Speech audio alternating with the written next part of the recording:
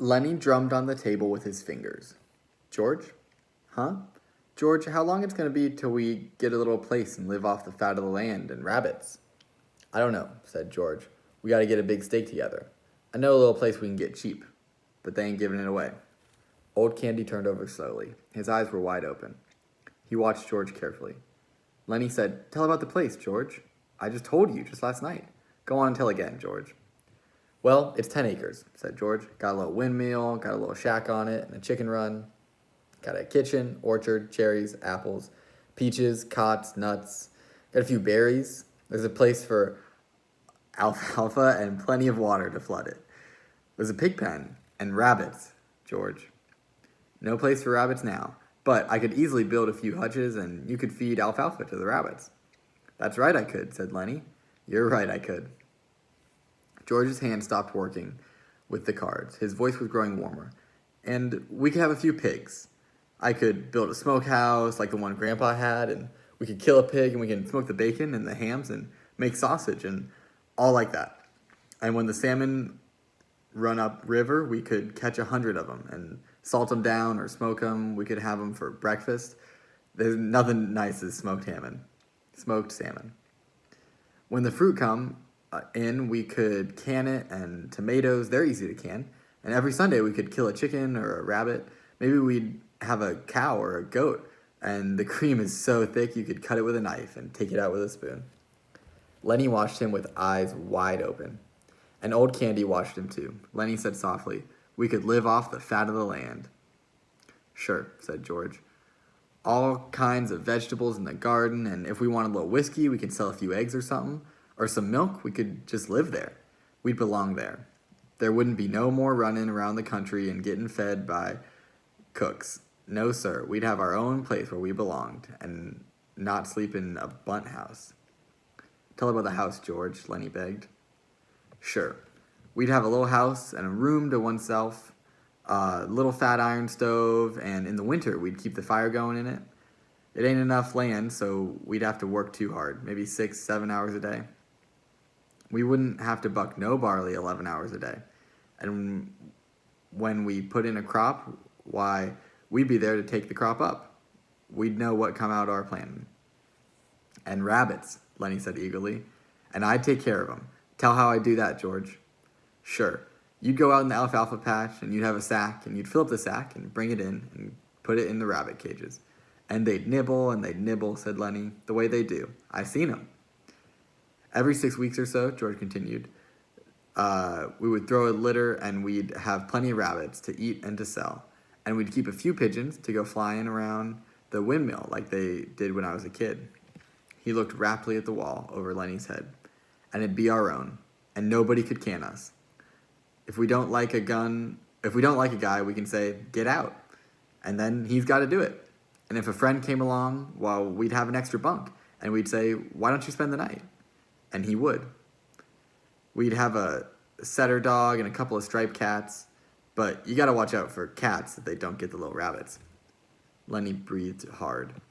You just let them try to get the rabbits. I'll break their necks. I'll smash them with a stick. He subsided, grumbling to himself, threatening the future cats, which might dare disturb the future rabbits. George sat entranced with his own picture. When Candy spoke, they both jumped, as though they had been caught doing something reprehensible.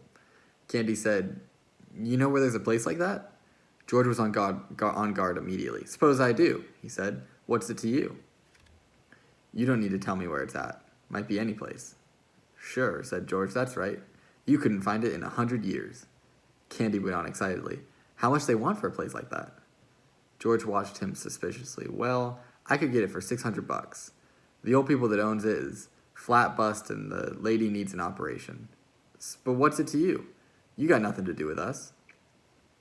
Candy said, I ain't much good with only one hand. I lost my hand right here on this ranch. That's why they gave me a job swamping. And they give me $250 because I lost my hand and I got 50 more saved up right in the bank right now. That's 300. And I got 50 more coming at the end of the month. Tell you what, he leaned forward eagerly. Suppose I went in with you guys. That's $350 I put in. And I ain't much good, but I could cook and tend the chickens and hoe the garden some. How'd that be? George half closed his eyes. I gotta think about that. We was gonna do it by ourselves. Candy interrupted him. I'd make a will and leave my share to you guys in case I kick off. Because I ain't got no relatives or nothing. You guys got any money? Maybe we could do it right now. George spat on the floor disgustedly. We got $10 between us.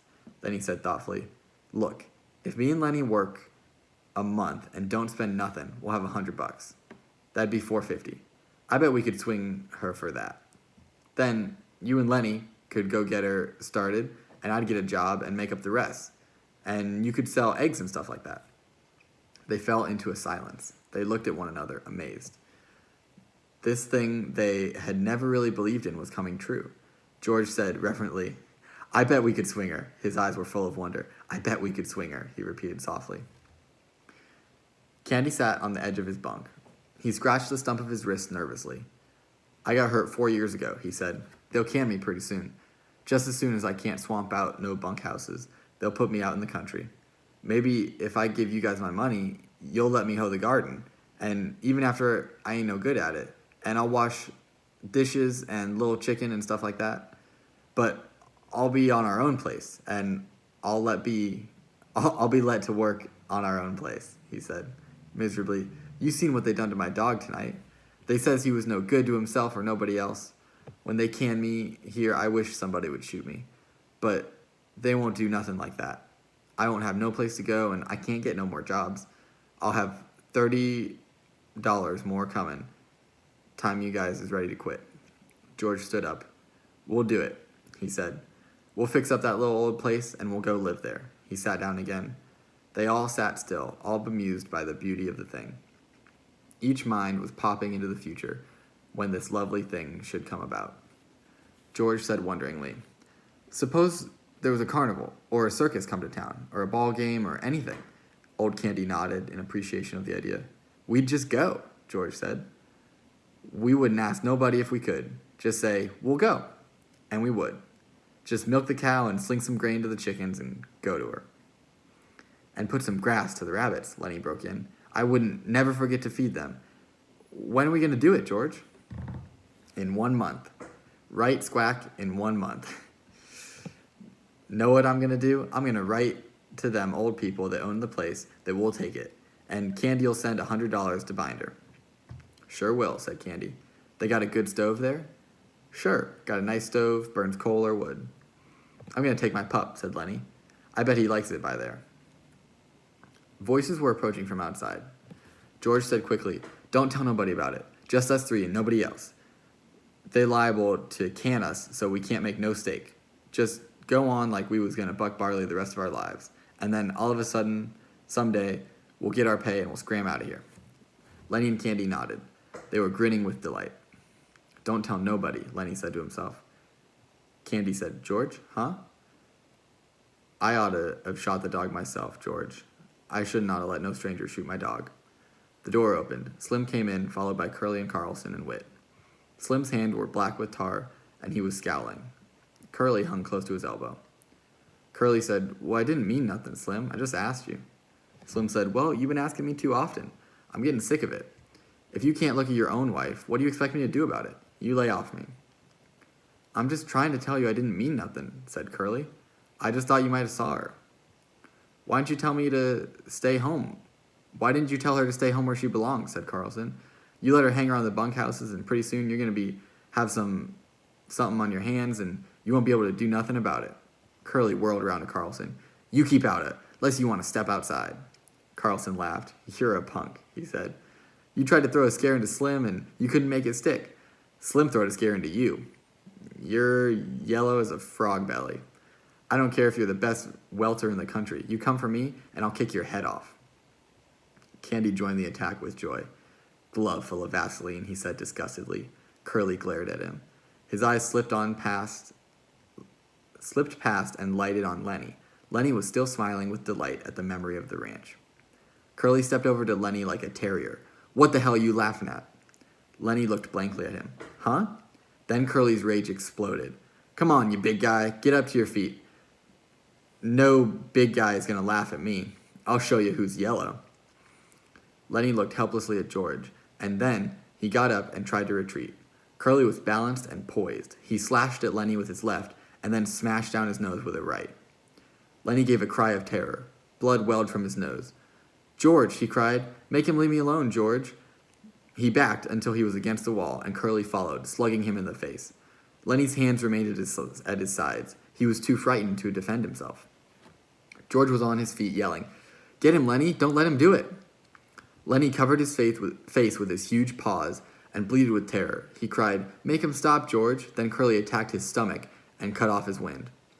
Slim jumped in. "The dirty little rat," he cried. "I'll get him myself." George put out his hands and grabbed Slim. "Wait a minute," he shouted. He cupped his hands around his mouth and yelled, "Get him, Lenny!" Lenny took his hands away from his face and looked about for George, and Curly slashed at his eyes. The big face was covered with blood. George yelled again, "I said, get him!" Curly's fist was swinging when Lenny reached for it. The next minute, Curly was flopping like a fish on a line, and his closed fist was lost in Lenny's big hand. George ran down the room. "Let go of him, Lenny! Let go!" But Lenny watched in terror the flopping little man whom he held. Blood ran down Lenny's face, and one of his eyes was cut and closed. George slapped him in the face again and again, and still Lenny held on to the closed fist. Curly was white and shrunken by now, and his struggling had become weak. He stood crying, his fist lost in Lenny's paw. George shouted over and over, "Let go of his hand, Lenny! Let go! Slim, come help me while the guy got any hand left." Suddenly, Lenny let go of his hold. He crouched, cowering against the wall. "You told me, George," he said miserably. Curly sat down on the floor, looking in wonder at his crushed hand. Slim and Carlson bent him over. Then Slim straightened up and regarded Lenny with horror. "We gotta get him to a doctor," he said. "Looks to me like every bone in his hand's busted."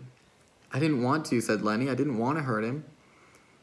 Slim said, "Carlson, you get the candy wagon hitched up. We'll take him into Soledad and get him fixed up." Carlson hurried out. Slim turned to the whimpering Lenny. "It ain't your fault," he said. "This punk had it coming to him, but he ain't hardly got no hand left." Slim hurried out, and in a moment returned with a tin cup of water. He held it to Curly's lips. George said, "Slim, will we get canned now? We need the steak. Will Curly's old man can us now?" Slim smiled wryly. He knelt down beside Curly. "You got your senses in hand enough to listen?" he asked. Curly nodded. "Well then listen," Slim went on. "I think you got your hand caught up in a machine. And if you don't tell nobody what happened, we ain't going to. But if you just tell and try to get this guy canned, we'll tell everybody, and then you'll get laughed at." "I won't tell," said Curly. He avoided looking at Lenny. Buggy wheels sounded outside. Slim helped Curly up. "Come on now. Carlson's gonna take you to the doctor." He helped Curly out the door. The sound of wheels drew away. In a moment, Slim came back into the bunkhouse. He looked at Lenny, still crouched fearfully against the wall. "Let's see your hands," he said. Lenny stuck out his hands. "Gosh, I hate to have you mad at me," Slim said. George broke in. "Lenny was just scared," he explained. "He didn't know what to do. I told you nobody's ever should fight him." "No, I guess it was Candy I told." Candy nodded solemnly. "It's just what you done," he said. "Right this morning, when Curly's first slid into your friend, you said, 'He better not fool with Lenny, if he knows what's good for him.'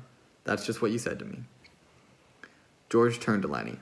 "It ain't your fault," he said. "You don't need to be scared anymore. You just did what I told you. Maybe you better go to the washroom and clean your face. You look like hell." Lenny smiled with his bruised mouth. "I didn't want no trouble," he said. He walked toward the door, but just before he came to it, he turned back. "George, what do you want?" "I can still tend the rabbits, George?" "Sure, you ain't done nothing wrong." "I didn't mean no harm, George." "Well, get the hell out and wash your face."